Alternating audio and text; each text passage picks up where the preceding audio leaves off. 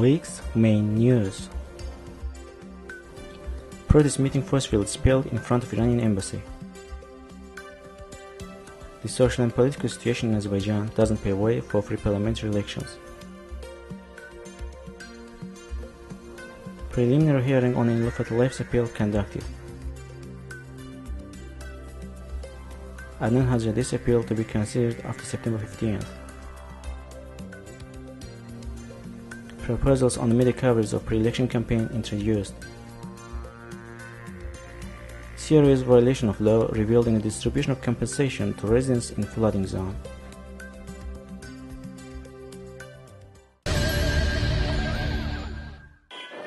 Members of Dalga Youth Movement and representatives of South Azerbaijan National Revival Movement held a protest meeting in front of the Iranian embassy to Azerbaijan. About 20 youths demanded liberation of the activists struggling for the sovereignty of South Azerbaijan. They voiced slogans like "Iran is thief," "Freedom to Southern Azerbaijani activists." Men in plain clothes detained several participants of the meeting and took them to Sabir District Police Department No. 9. This meeting was also marked for inhuman treatment against protesters. The men in plain clothes didn't even refrain from beating the protesters.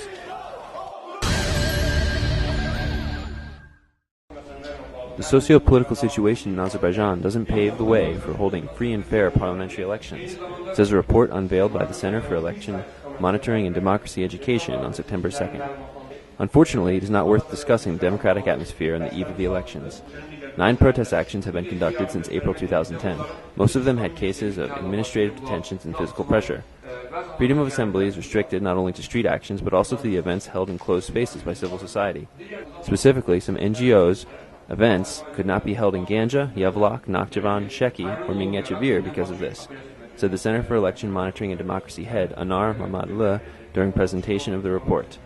He also mentioned several serious problems regarding freedom of speech and conscience and lack of political pluralism in TV channels.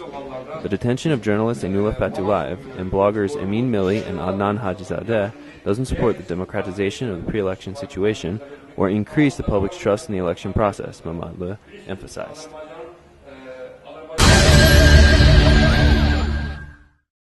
On September 2nd, under the chairmanship of Judge Mirpasha Husyanov, Baku Appellate Court held a preliminary hearing on journalist Ainullah Fatulayev's appeal.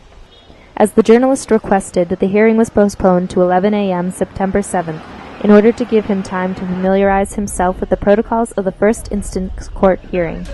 In the preliminary hearing, the journalist also stated that the shirt he had worn during the previous hearing was taken from him in the detention center.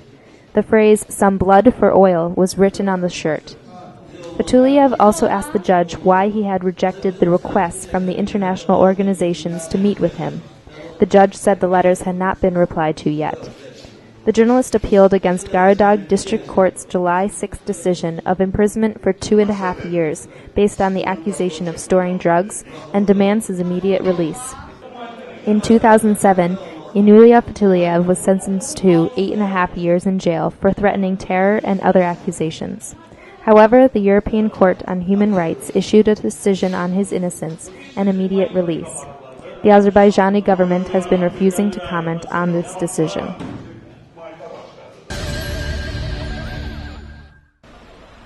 On the 2nd of September, in the Baku Appellate Court, under the chairmanship of Judge Salikan Mirzaev, blogger Adnan Hajizadeh's appeal was considered. The blogger, who is being held in prison number 14, was not brought to the hearing. Representatives from the prison did not come to court either.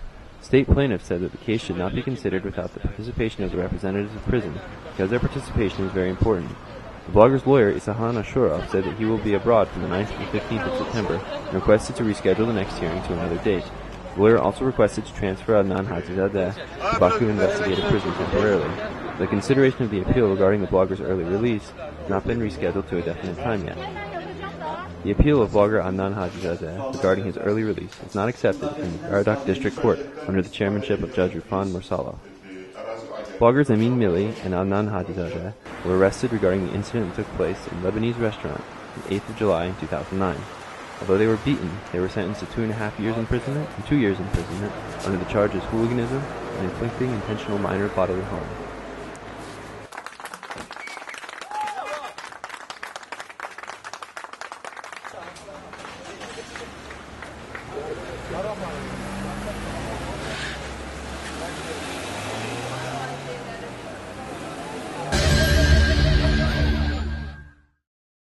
Legislative proposals on the media coverage of the pre-election campaign were introduced in the percentage of the Institute for Press Freedom and Safety on September 3, 2010. IRIF's chairman Emir Hüseyinov opened the event and informed that the proposals were made by Media Rights Institute in the framework of the Free Airwaves project. Hüseyinov added that IRIF also has additional proposals which will be included in the packet of the proposals that will be sent to the relevant bodies. He gave detailed information about IRIF's proposals and stressed their necessity.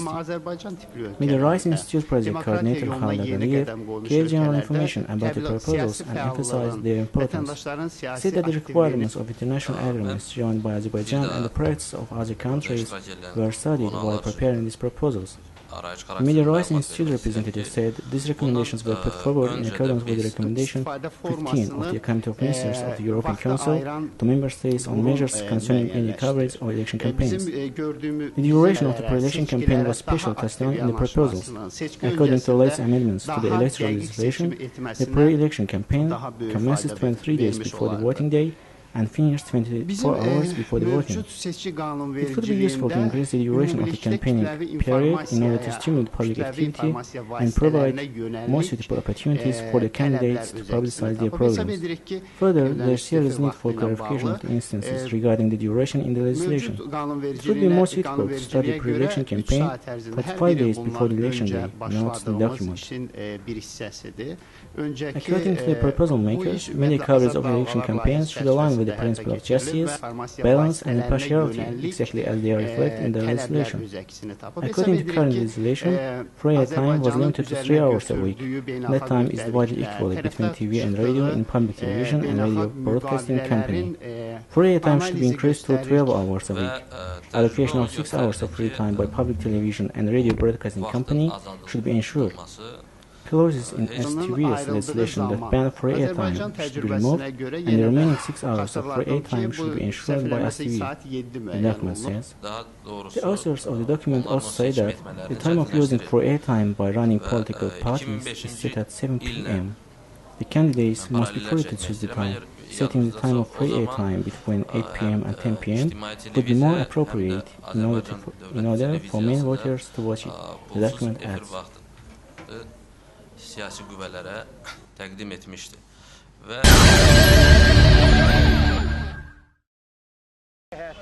On September 3rd, a group of residents of Sabirabad's Polag Tugay village, who were affected negatively by flooding, were able to become familiar with a part of the compensation list for their village in the United Administration of Locations under construction under the State Supervision Agency for Construction Safety of Ministry of Emergency Situations. Seymour Hajiev Anvar became surprised upon seeing his name on the list. The list was grabbed from him when he said that he had not been compensated. The list shows that I have received 1,600 AZN in compensation. However, I didn't even get a kopeck, the Polad Tugay resident Seymour Hajiev said. He said that the list was taken from them when this fact was revealed. Another resident of the village, Bagan Rasulov, said that his family and another 13 families, many of whom he is related to, were not included in the list of families for which new houses will be constructed. Our houses were engulfed by the flood. The soldiers pumped the water out of our houses many times. We lived in the tent camp and were given food. But now they are not building a house for us, nor are they giving us compensation. However, there are families in the village who will be given new houses, even though their houses were not engulfed by water, he noted. The residents say they will appeal to the public prosecutor's office regarding what they witnessed. Operating with the purpose of obtaining information about the residents' complaints, the Objective TV correspondent appealed to the United Administration of Locations under construction. At first, an employee of the administration stepped into the chairman's study, but later he said that all the officials were in the flooding zone.